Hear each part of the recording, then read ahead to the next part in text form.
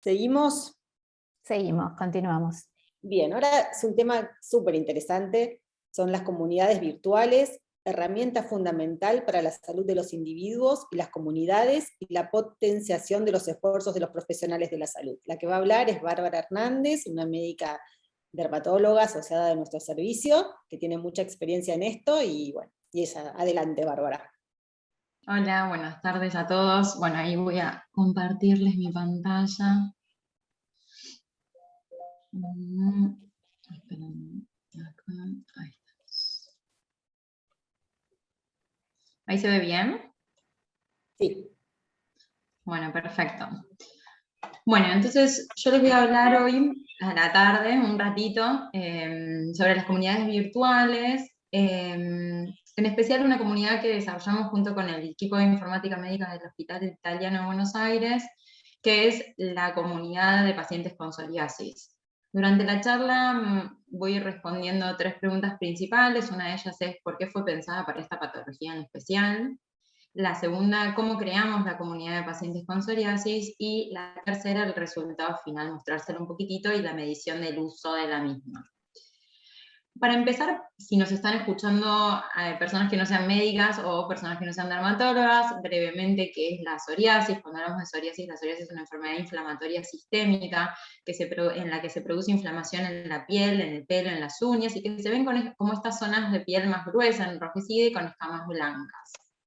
La psoriasis no se cura, es una enfermedad crónica que tiene brotes y remisiones y que está asociada a múltiples comorbilidades. Y cuando nosotros hablamos de comorbilidades, hablamos de afección de otros órganos. Por ejemplo, hay pacientes que pueden tener artritis psoriásica, pueden tener alteraciones en el ánimo, depresión, intento de suicidio, aumento del riesgo del hábito tabáquico, aumento del riesgo cardiovascular, pueden tener aumento del riesgo de obesidad y sobrepeso, y también alteraciones hepáticas dentro de las principales comorbilidades.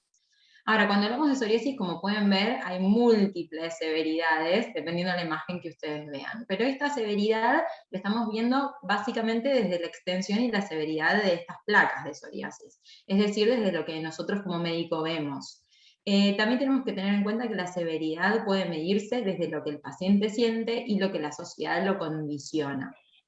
Si nosotros nos ponemos en lo que el médico ve, nosotros como médicos dermatólogos tenemos múltiples herramientas como para medir la severidad de la psoriasis. Este score que se llama PASI es uno de ellos. Hay otro score que se llama BCA, Body Surface Area, que es otro de lo que nos ayuda también a medir la severidad de la psoriasis. Y si nos planteamos ver la severidad desde el lado del paciente, tenemos un cuestionario que habitualmente le entregamos a los pacientes, que se llama DLQI, que es un cuestionario sobre la calidad de vida, para ver cuánto le impacta la psoriasis en la vida de nuestros pacientes.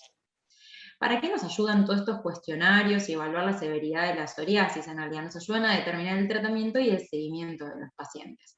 Pero todo esto habitualmente como médicos nos lo encontramos dentro de una consulta de 15, 20 minutos como mucho. Y no solo esto, sino que en estos 15, 20 minutos debemos también saber la historia natural de la enfermedad, desde, si la tienen desde la infancia hasta la adultez. También nos encontramos con que nos tienen que contar qué cremas, qué lociones, qué espumas usaron, nos tienen que contar qué pastillas han tomado, o si se han inyectado algún medicamento, en qué dosis, cuándo lo iniciaron, cuándo lo suspendieron y por qué. Entonces, en este tiempo tan abreviado que tenemos no solo en la Argentina, sino a nivel mundial, fue que se observó que más de un 50% de los pacientes que tienen psoriasis no está satisfecho con el tratamiento que recibe. Este es un trabajo muy interesante que publicó Armstrong en el año 2011, en el cual demuestra la gran insatisfacción de nuestros pacientes. Entonces, dentro de esta insatisfacción, nuestros pacientes con esta enfermedad crónica quieren conocer más sobre su patología, quieren interactuar con otros que tengan la misma patología, intercambiar experiencias y hablar de su dolencia. En esta búsqueda, los pacientes llegan a internet, a diversas redes sociales y encuentran habitualmente comunidades virtuales de pacientes. Se sabe en la literatura que las comunidades virtuales de pacientes tienen efectos bastante beneficiosos sobre la salud de nuestros pacientes. Dentro de ellos mejoran la calidad de vida, mejoran la adherencia a los tratamientos, mejoran la relación médico-paciente, disminuyen la utilización de servicios de salud y también disminuye la mortalidad de los pacientes.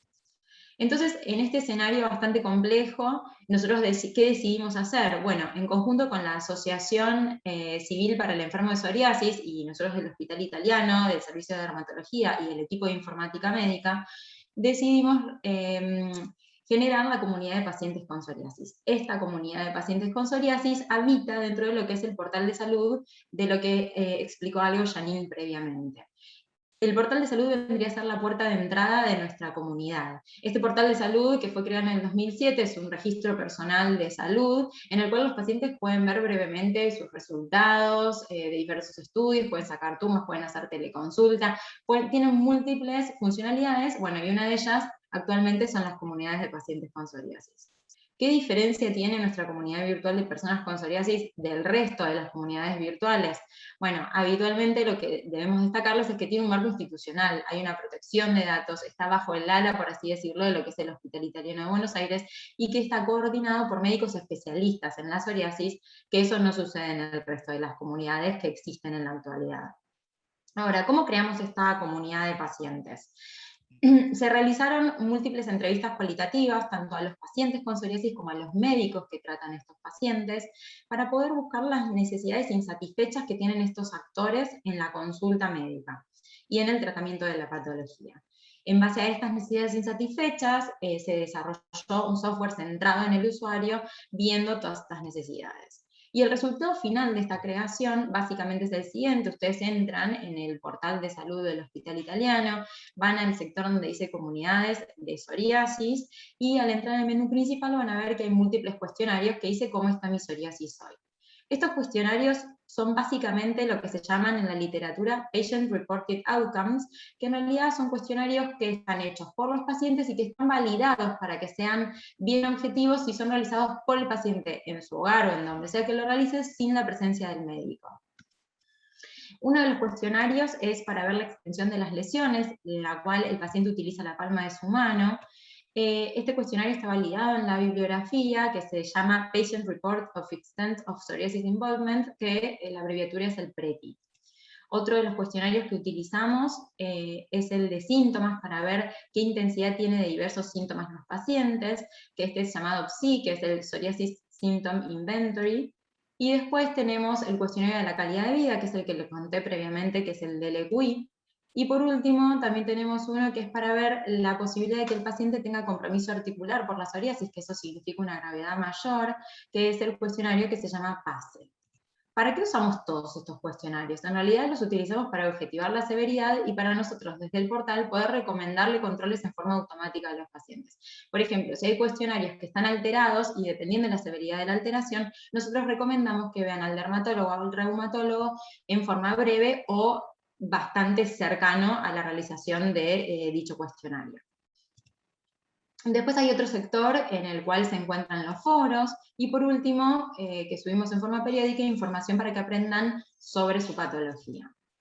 Hace poquitito tiempo, en el Congreso Medinfo de Informática Médica, se presentaron los resultados, los primeros resultados que analizamos, que fue del uso de la comunidad a 3 meses. Fue un periodo bastante corto de tiempo, en el cual observamos que un total de 2.175 usuarios accedieron a la comunidad, y un promedio de 25 usuarios por día accedían a la misma. Estos usuarios, 97, completaron 240 cuestionarios, de los que el PCI, el del EQI y el PASE fueron los que se completaron en una proporción similar entre sí, entre un 30 y un 32,5%, y el PREPI, que es el de las palmas de la mano, tuvo una tasa de uso bastante más baja, de un 6%. Ahora, cuando vemos los resultados de estos cuestionarios, vimos que 60 usuarios tenían cuestionarios alterados, y de estos 60, 9 sacaron un turno con dermatología o reumatología. Si los comparamos con los cuestionarios normales, que fueron 37, solo 3 sacaron turno con dermatología o reumatología. Esto nos muestra una tendencia positiva, o sea que si tiene los scores alterados, saquen más turno que los tienen normales. Pero la realidad es que esta diferencia no fue estadísticamente significativa, que probablemente puede ser debido a que la población fue pequeña y al corto periodo de tiempo evaluado.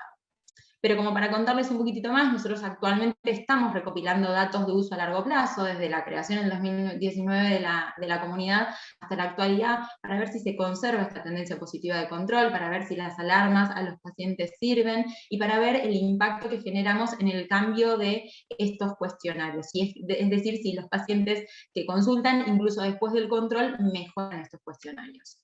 Y nos parece que importante destacar que estamos convencidos que estas iniciativas están en línea con las que los pacientes nos demandan y nos van a seguir demandando, que es la virtualidad, el empoderamiento con respecto a su enfermedad, la toma de decisiones compartidas con el médico y la información sobre su enfermedad.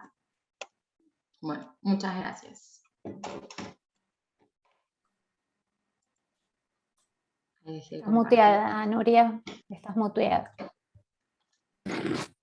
No, te decía, muy interesante, muy linda tu charla. Unas preguntas, Bárbara, que me queda una duda. ¿Los pacientes que no se atienden en el hospital también pueden ingresar a esta comunidad?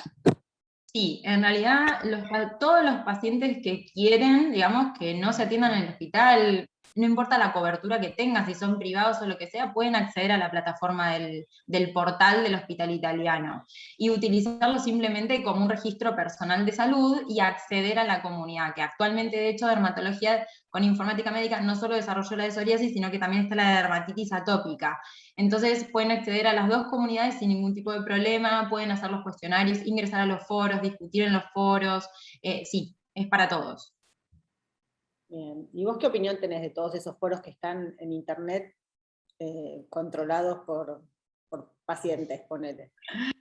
A ver, la realidad es que hasta que se creen múltiples comunidades que están regidas por médicos, la realidad es que al paciente le sirve.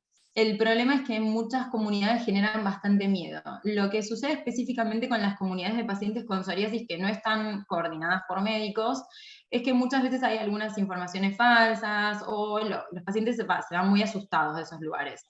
Lo que sí les recomendamos es que busquen información segura, por ejemplo, hay muchos de estos foros que están en Facebook, grupos de pacientes y todo esto, hay muchos que la Asociación Civil del Enfermo con Psoriasis se tomó y se plantaron ahí, empezaron a ellos a intentar moderar todos estos grupos, pero bueno, a veces igual encuentran información que no es certera. Entonces sí, les recomendamos que busquen estas comunidades que estén coordinadas por los médicos, como para también poder estar en contacto con todos los que son especialistas en la patología que necesitan un seguimiento especial, digamos. Bueno, genial, la verdad. Muy Muy interesante, creo que es algo que está creciendo. Esto se viene para todas las patologías, con el tema de la posibilidad de conectarse que tiene la gente hoy en día, esto de intercambiar opiniones acerca y experiencias acerca de una patología, es algo que empezó informalmente y que bueno, creo que debemos empezar a darle la formalidad como le están dando, que tenga una dirección por alguien idóneo y que esté controlada por gente que maneje la información correcta, ¿no? Así que es muy interesante, Barbie. Gracias. Bueno, si te parece, Nuria, continuamos ya para ir cerrando la tarde. Vamos a hablar sobre la medicina de precisión, la genosdermatosis como paradigma de la implementación de las tecnologías para el abordaje de los pacientes. Para hablar de este tema contamos con la presencia de la profesora doctora Graciela Mansur. Ella es médica consultora en dermatología pediátrica del Hospital de Niños Ricardo Gutiérrez y directora del Centro de Investigaciones en Genodermatosis y Epidermolisis Ampollar de la Facultad de Medicina de la Ciudad de Buenos Aires. Bueno, bienvenida, Graciela, gracias por acompañarnos esta tarde. No, gracias a ustedes por invitarme a participar. Yo digo, bueno, espero que les sirva, realmente las presentaciones han sido espectaculares. Y bueno, sabemos que en este tema es un poquito difícil en el sentido que son enfermedades raras. Sabemos que hay más de 400 genodermatosis con múltiples modos de transmisión. La comprensión de estas bases genéticas y moleculares nos permite ayudar al paciente, orientar en el tratamiento. Y sabemos que esta informática de la salud la vamos a tener que utilizar y es lo que nos abrió mucho el panorama y el camino, ¿no? El poder compartir, transmitir, poder interactuar y ver qué es lo que hacen afuera, qué es lo que hacen otros colegas, porque son precisamente enfermedades raras y sabemos que algunas de ellas a veces pasan 4 años más e incluso más para hacer el diagnóstico. Es decir, que esta presencia de ser poco frecuentes, tenemos que buscar cuál es la información en otros lados y cómo podemos llegar a un diagnóstico más precoz. Yo empecé con las epidermolisis ampollares o la fragilidad cutánea, y ustedes vieron que así como pasa en las distintas enfermedades, cuando uno ve a un recién nacido con ampollas o con fragilidad cutánea, nos preguntan cómo va a seguir, cómo es el tratamiento, qué implicancias tiene, hay compromisos por dentro o no. Y bueno, entonces al principio cuando yo empecé me dijeron, bueno, si es ampollas directamente decirle que no, que coma todo blando y listo. Y sin embargo vemos que hay muchísimos tipos, hay 4 tipos de epidermolisis ampallares grandes, pero un montón de subtipos, y muchos de ellos están con compromiso a veces cardíaco o interno, que es decir, se llaman epidermolisis ampallares sindromáticas. Entonces ahí uno piensa, qué lindo sería tener, como está afuera, que saben el gen, y bueno, entonces ahí empezamos a ver cómo podíamos lograrlo aquí nosotros, y bueno, lo logramos con CEDIGEA, con el secuenciador, con las primeras bases de datos que teníamos, como para hacer un poco acá en Argentina esto que estaban haciendo afuera y que realmente era importante. Y así entonces vemos que para las mismas características, vemos que algunas eran producidas por el colágeno 7, y eso implicaba, espérate que tengo acá, y eso implicaba que iba a haber un compromiso mucoso, entonces tenía que cuidarlos de distinta forma, mientras que otros estaban producidos por la queratina 5 y ya el pronóstico era mucho mejor porque no había, muy probablemente no hubiera compromiso por dentro. Y ahí estamos tranquilos, pero ¿qué pasó? Resulta que cada vez van apareciendo variantes nuevas que están asociadas con determinadas patologías, y por ejemplo miren este paciente que también tenía un cuadro muy característico parecido a los anteriores, y entonces la histología nos informa que es una forma simple, entonces bueno, es simple, me quedo tranquila, seguramente que por dentro no hay compromiso. Sin embargo, vemos que ese tipo de epidermolisis ampollar simple tiene muchos subtipos, y uno de ellos, cuando está producida por esta variante KLHL24, está hablando que también se expresa a nivel de corazón, y tengo que controlar el corazón porque pueden aparecer con los años con una miocardiopatía. Entonces la forma de tratar al paciente va a ser completamente diferente, y esto me lo permitió un análisis más exhaustivo con el estudio molecular y obviamente la detección que están haciendo. Si vemos acá, este paciente también tiene ampollas, pero el compromiso de la uña y lo que nosotros decimos la periuña, es decir, perionixis, y onixis me está hablando muy probablemente es una forma de la unión. Que bien, es general estos pacientes, cuando los vemos ya empezamos a sufrir, porque sabemos que tienen alterado no solo la piel, sino a nivel interno, y a nivel de la parte digestiva, tiene una alteración en la absorción de los nutrientes. Entonces yo ya sé que si yo le pongo una biberón, una alimentación común, no vamos a lograr la absorción de los nutrientes, y los pacientes empiezan a tener hipoproteinemia y anemias. Es más, para el hierro también vamos a tener que usar otras formas endovenosa, y esto lo sé porque la alteración en ese gen me va a determinar esas características, entonces tengo que adelantarme y tratarme de otra forma. Miren este paciente lo tengo, que dicen aparentemente poquitas ampollas, algunas con pocas secuelas, no tengo compromiso de los labios, de la boca, y tiene un diagnóstico de cuando era chiquito de epidermolisis ampollar simple. Sin embargo, cuando yo lo voy viendo, me dice que a los 5 o 6 años comienza con episodios de bronquitis destructivas, algunas infecciones respiratorias, cada vez más frecuentes, y entonces yo le veo la cara y vemos que tiene pocas cejas, pocas pestañas, empezamos a buscar, ¿no será el gen NEMO, que a veces se acompaña de displasia ectodérmica con inmunodeficiencia? Hacemos el estudio inmunológico, buscamos, como habían dicho, la histopatología, dijeron que era simple, bueno, busquemos citoqueratina 5 y 14, fueron negativas. ¿No será que nos estamos confundiendo? Busquemos el colágeno 7, no era una distrófica. Siguió progresando en el tiempo, seguíamos buscando a ver cuál era el gen, logramos ya después mejores estudios y pudimos hacer un exoma, y entonces encontramos la alteración en el gen de la integrina, que era una alfa 3, es un tipo de alteración que determina que esa proteína que se expresa no solo en la piel, sino también en pulmón y en riñón. Y en algunos pacientes se acompaña con síndrome nefrótico, que no tuvo, pero sí tuvo el compromiso a nivel pulmonar. Y esto implicó cambiar todo el tratamiento, porque era un paciente que lo estaban kinesiando y aspirando, cuando así esa fragilidad del pulmón era lo mismo que había en la piel, había en el pulmón y había que tratarlo de otra forma. Entonces, evidentemente, el conocer estas alteraciones ayuda sin duda a cambiar el tratamiento y la conducta con nuestros pacientes. Este otro también parece la biopsia de simple, pocas cicatrices, sin embargo cuando abrió la boca y observé que tenía acá el frenillo, como que hubiera habido una ampolla y hubo una cicatrización, y después el seguimiento que tuvo una estrenosis esofágica ya me orienta más, por más que la histopatología haya dado simple, en una forma distrófica, y eso lo confirmó el análisis molecular que nos permitió ver la variante en el colágeno 7.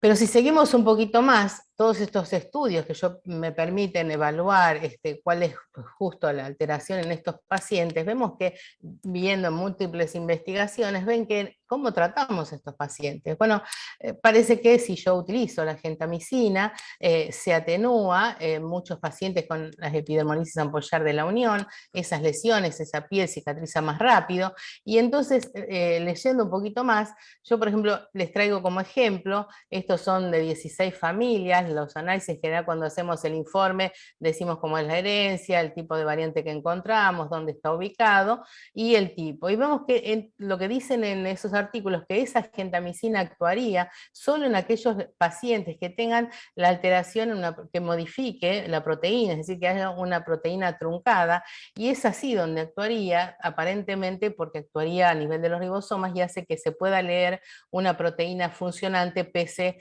a la alteración. Y todo esto, entonces, nos sirve el estudio molecular también para saber a cuál vamos a tener una opción positiva con esa gentamicina. Y esta es una paciente mía, una de mis primeras pacientes hace muchos años, ya ahora tiene como 20, no estaba todavía ni la mupirocina ni el ácido fusílico, al menos no lo usábamos tanto, y sí estaba la gentamicina. Cuando empecé a usar más mupirocina, les dije, alteramos, cambiemos un poquito también otros antibióticos.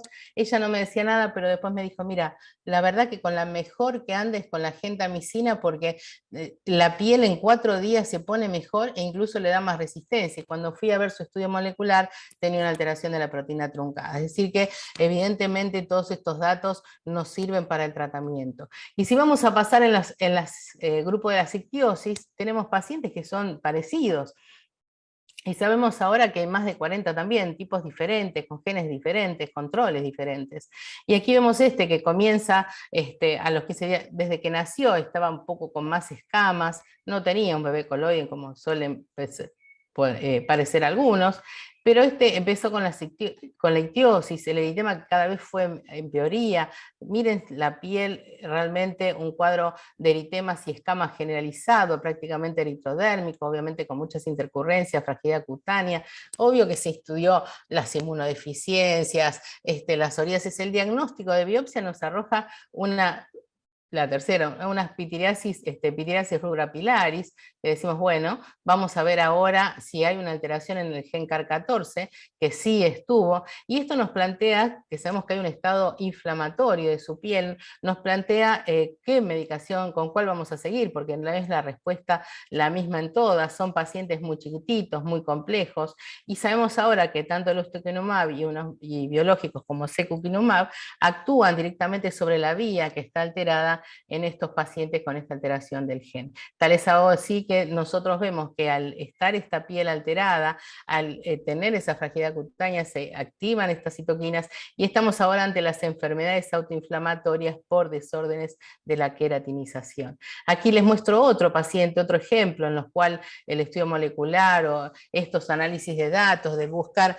en las publicaciones también de otros colegas, vemos otro paciente igual, eritrodérmico, con escamas, pero recuerden esto, cada vez que vemos este pelo lanoso, siempre pensar y buscar qué pasa en el corazón, siempre buscar alguna alteración, y en esta paciente miren las uñas como estaban engrosadas, una biopsia nos da cambios eczematosos, otras biopsias nos da cambios psoriasiformes, en realidad no nos daba una solución, el Netherton fue descartado, la inmunodeficiencia también, pensamos en un diagnóstico de SAM, es decir, alergias, múltiples alergias y empeoramiento, y vemos este artículo, fíjense, de Coate, y Boyden, donde vemos la paciente, que esta es la nuestra, dijimos, esta seguro que es nuestra paciente, y es así que encontramos entonces esa variante, fuimos puntualmente a buscar a esta mutación, ¿sí?, de la desmoplaquina. Y si vemos de acuerdo al sitio donde está la mutación, tenemos los distintos síndromes, y esta nena tiene la eritroqueratodermia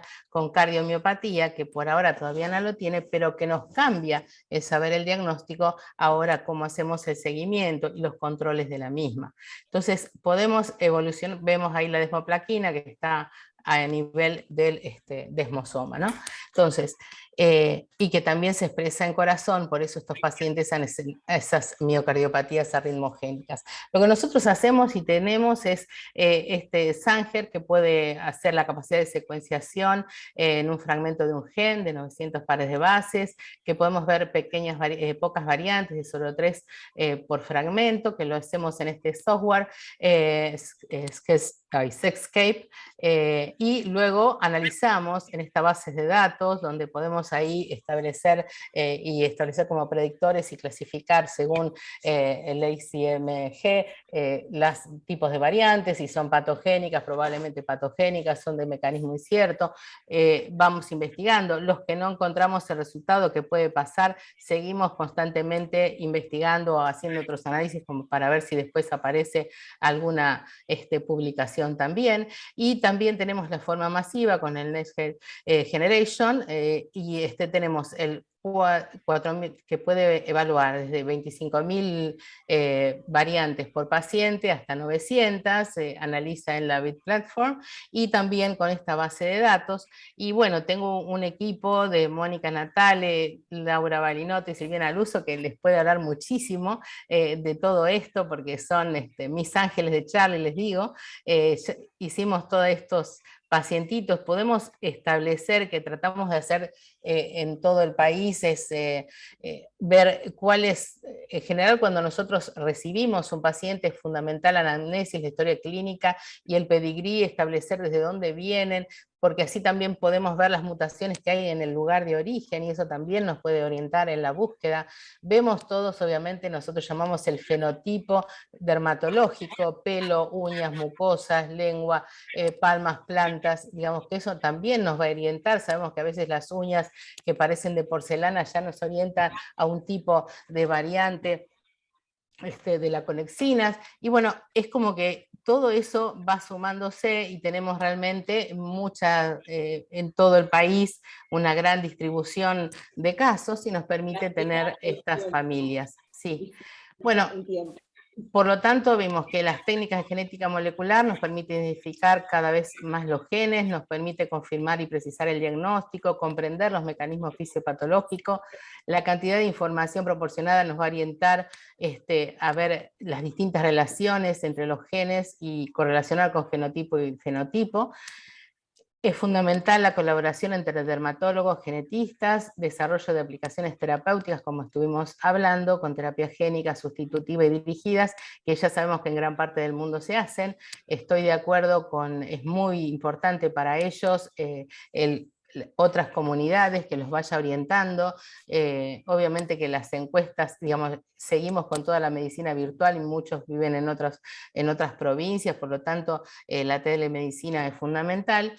Y bueno, unas palabritas finales para agradecer a mis 2 lugares de trabajo y en especial al profesor Alevato, que lo tengo en el corazón y lo llevo en él. Bueno, muchas gracias.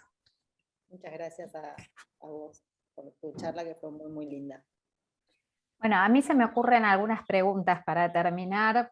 Creo que es un tema difícil para todos los dermatólogos que estamos escuchando, este es un tema difícil. Entonces, creo que muchos querrán saber cómo hacemos, Graciela, para contactarte, para frente a un paciente elevar la interconsulta y poder realizar, si está indicado, el estudio molecular. Sí, en general aquí están los mails, cedigia.med, gmail.com o labsec, hospital de HNRG, que es el hospital de niños, pero bueno, con cedigia.med, así es más fácil, cedigia son las siglas del centro, y .med, gmail.com, es bien fácil, y entonces ahí nos plantean el caso y hacemos una interacción después vía telefónica, celular o Zoom, y después nos intercambiamos. Perfecto. Y yo quisiera preguntarte, en la experiencia que tienen, ¿cuántos pacientes pudieron resolver con el diagnóstico molecular? Mira, son muchos los pacientes. En general, tenemos ahora resueltos más de 500 pacientes, que equivale a 500 familias con enfermedades crónicas y raras, ¿no? Porque muchas de estas es 1 en 1.000.000, 1 en 300.000, que sí, evidentemente es un número alto, y precisamente porque la genodermatosis, una es aislada, pero son tantas que terminan siendo una patología de consulta a veces diaria, ¿no? El 75% en general logramos el estudio molecular, o sea, digamos, el estado positivo. En los otros se sigue reevaluando, o sabemos que hay partes, hay estudios o alteraciones a las cuales esta estrategia no llega, como pueden ser grandes de lesiones, o que no se ve algún intrón. Por eso obviamente existen otras cosas que después se van a ir viendo a ver si podemos hacerle este otro estudio o el otro, ¿no?